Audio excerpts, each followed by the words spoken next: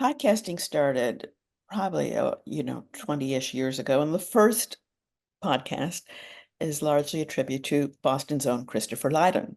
There were some tech people who played around with his show, which was on WBOR at that time. It was a national show as well, and created the beginning of the podcasting platform. It has grown enormously, obviously, over the last 15 years or so.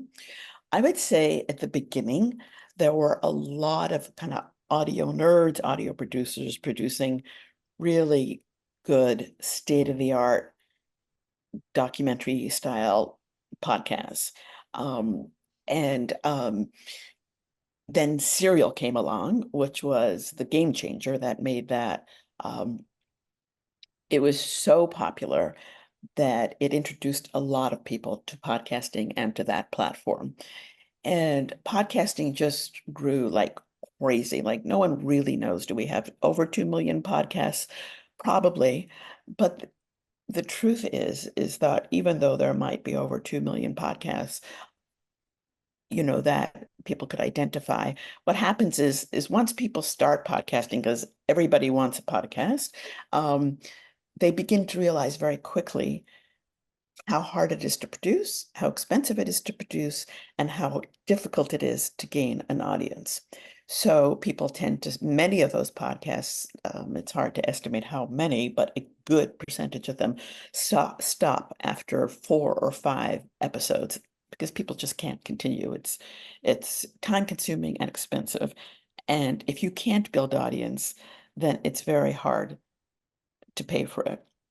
So just very briefly, the economics are such that if you want to produce a very good narrative, nonfiction, documentary style podcast like Serial or This American Life or S Town, um, it's extremely expensive. It's hundreds of thousands of dollars. I mean, some of the podcasts that we produced at WBUR were $400,000, and we had in-kind services, obviously, with studios and engineers. Um, so what we've seen is the rapid growth of interview podcasts. Person X just sits down, interviews a friend, interviews a subject, records it, puts it out there. Um, so some of those have worked with really high profile people.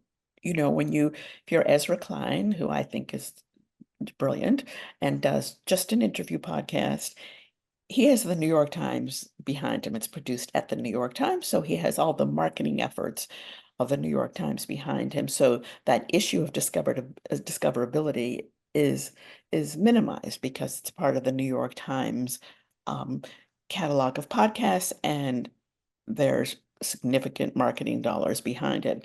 If you're just Joe Schmo and you want to start a podcast because you think you're interesting or you want to talk about the Boston Celtics, um, you could go ahead and do that. But how are you going to develop an audience for that? Unless you have a very significant marketing budget or you have the institutional backing of a New York Times or a NPR or a Wondery or some big podcast producers, it's very hard. And so people quickly discover they can't develop audiences. There's so much competition for people's ears um, that to find your niche is extremely challenging. Um, the way that podcasting is funded, even in public radio, where we, as you know, we don't do ads or commercials, but in the podcasting space, public radio does ads or commercials. So we did have advertising dollars helping with some of our podcasts, but it was a struggle, to be quite honest. We didn't do as well. Even podcasts, we did Modern Love, which was done in conjunction with the New York Times, and we had huge, huge audiences for it. And we still had difficulty getting the kind of um, advertising dollars that we needed. So it's a real challenge. And what happened is a little all over the place here, but a lot of influencers, Hollywood actors, for example, who already have big social media followings, they went into the podcast space and it was much easier for them to be discovered because of their big social media channels that they already had.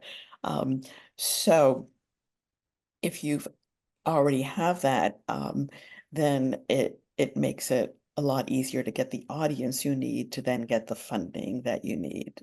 So I would say that podcasting has gone so mainstream that the initial sort of journalists who are really committed to in-depth, high-quality documentary style podcasts, that pool is shrinking because it's so expensive and it's so much less expensive to just do a straight interview podcast or a bunch of people sitting around gabbing.